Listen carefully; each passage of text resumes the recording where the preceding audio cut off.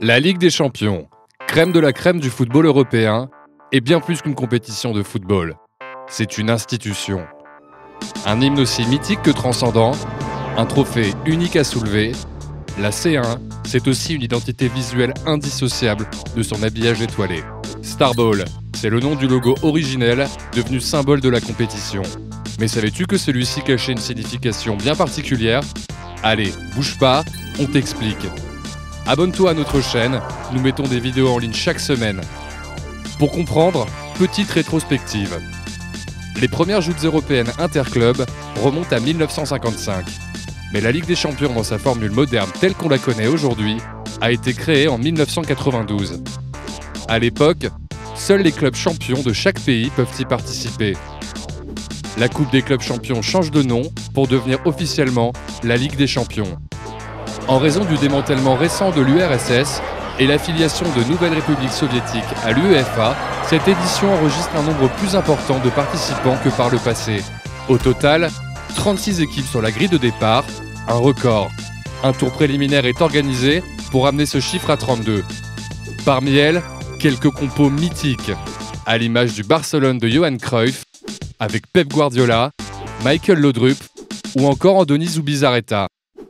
Mais également l'Ajax de Romario, le Leeds United d'Eric Cantona, le Milan du néo-rossoneri Jean-Pierre Papin, Marco van Basten et Paolo Maldini, et bien sûr l'inoubliable, inégalable OM de Didier Deschamps. Allez, on rêve, mais revenons-en au sujet. Dans ce premier format de la Ligue des Champions, les 32 équipes s'affrontent lors d'un premier tour occasionnant un match aller-retour contre l'un des autres participants, un peu à l'image d'un 16e de finale. Les vainqueurs s'affrontent ensuite lors d'un second tour pour décrocher leur billet pour une phase de groupe. Surprise, le tenant du titre barcelonais est éliminé à ce stade de la compétition par le CSKA Moscou. Au final, 8 équipes parviennent à se qualifier et sont réparties en deux groupes de 4. Chaque équipe affronte ses 3 adversaires lors d'un match aller, puis retour. Au terme de 6 rencontres, l'OM et le Milan AC terminent leaders de leur groupe et se retrouvent pour disputer la finale à Munich afin de sacrer le grand vainqueur. La suite, on la connaît.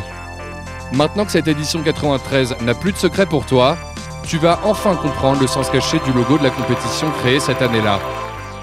Ces fameuses 8 étoiles qui forment un ballon représentent en fait les 8 équipes qualifiées pour la phase de groupe. Tout simplement. 8 noms figés à jamais dans un logo symbolique, la naissance d'un hymne culte couronné par l'unique sacre européen du football français. Plutôt mythique cette édition 93 de la Ligue des Champions, non? Alors faut-il attendre un autre changement de formule pour voir un club français s'imposer? Merci d'avoir regardé notre vidéo. N'hésite pas à nous dire si tu as appris quelque chose ou si tu étais déjà incollable sur la C1. Abonne-toi pour toujours plus de contenu et nous permettre d'écrire nous aussi toujours un peu plus l'histoire.